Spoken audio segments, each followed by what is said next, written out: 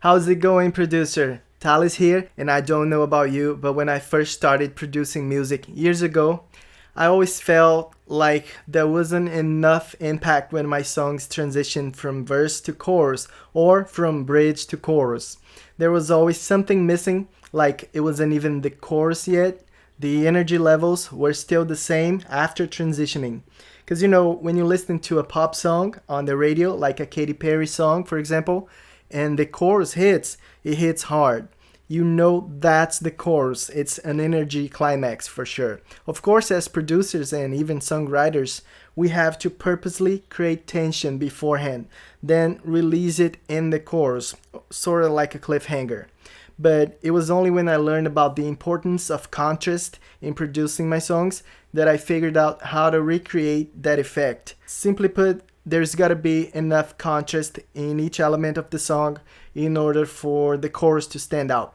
Each element helps create contrast. For instance, in your chorus, your melody can go on a higher pitch. You can use different chords than the verse. You can introduce new instruments, crash cymbals. You can equalize things differently, like adding more bass frequencies. And you can layer more back vocals to create that wall of sound. All these things will help you achieve a powerful chorus. But the trick I want to show you today is all about decreasing your verse's loudness and stereo width so that when the chorus hits, it's slightly louder and wider, therefore creating contrast. You can apply this to your songs right now without changing any of the elements I mentioned before. It's the easiest technique ever, but not many people know about it, and I like to say it's a mastering trick because it's actually the last thing I do on each one of my songs before I finish it and export the track. So let's take a look at my latest song in Ableton Live, and I'll show you the automation I make on the master track using a stock effect called utility. Here we go, this is my master track. This is the utility plugin that comes with Ableton, and it has a bunch of cool parameters for us to automate. By the way, I have expanded the automation lanes so you can see what's going on with those red lines. I want to show you these two automations.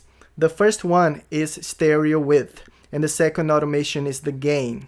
Also, on the top, notice all my locators are properly set up, so you can quickly spot my verses, pre-choruses, and choruses. So how does this work?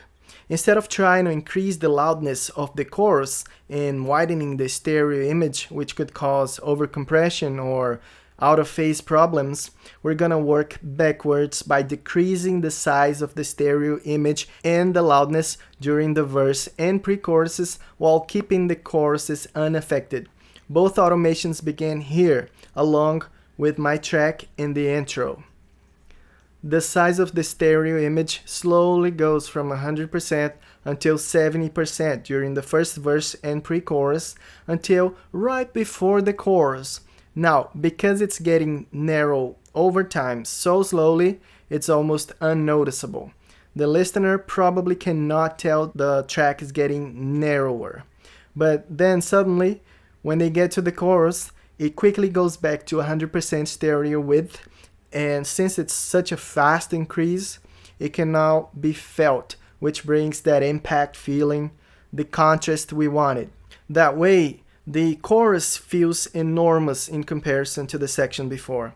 In this song, the increase happens slightly before the chorus hits because there is a pause in the instrumental, and it was the place that made the most sense and it sounded the best to me. But the right placement can change from song to song. Give it a quick listen, hopefully with good headphones or speakers so you can hear the difference.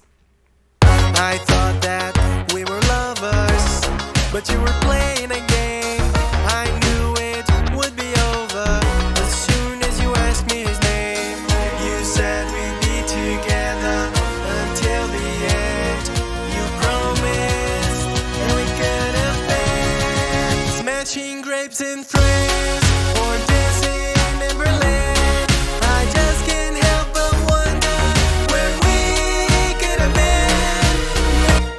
Now, during the whole chorus, that full width is maintained. But when it gets to the next verse, the automation resumes. It decreases again slowly until the next chorus, and we do it over and over again for as many choruses as the song has. The same goes for the gain automation. Same pattern. The song starts at maximum gain, then slowly makes its way to -1 decibel. And right before the chorus, it quickly goes up again, back to normal. Some people even do -2 decibels, but sometimes it can be too much. It can become very noticeable and almost kind of cheesy. Depends on the song.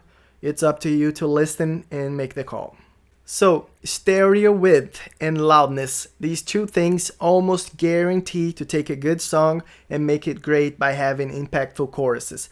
But it won't save a song that was poorly planned before the mastering, mixing, and even production phase. So, don't forget to use the other elements I mentioned before to give your transitions more impact, like the pitch of the melody, chords, new instruments, maybe a change in rhythm. It could be anything that creates contrast. Just try to not overdo the contrast because that could make your chorus sound unfamiliar to the verse, almost sounding like a different song, and that would ruin the experience. That was another mistake I made when I was a beginner. By the way, the automation I just showed you can be done no matter which DAW you use, since they all offer similar ways to create the same effect. Alright, that's it for today then. Thank you for staying. Don't forget to subscribe to the channel and hit the like button if you learned something new. I'm Thales and I'll see you soon.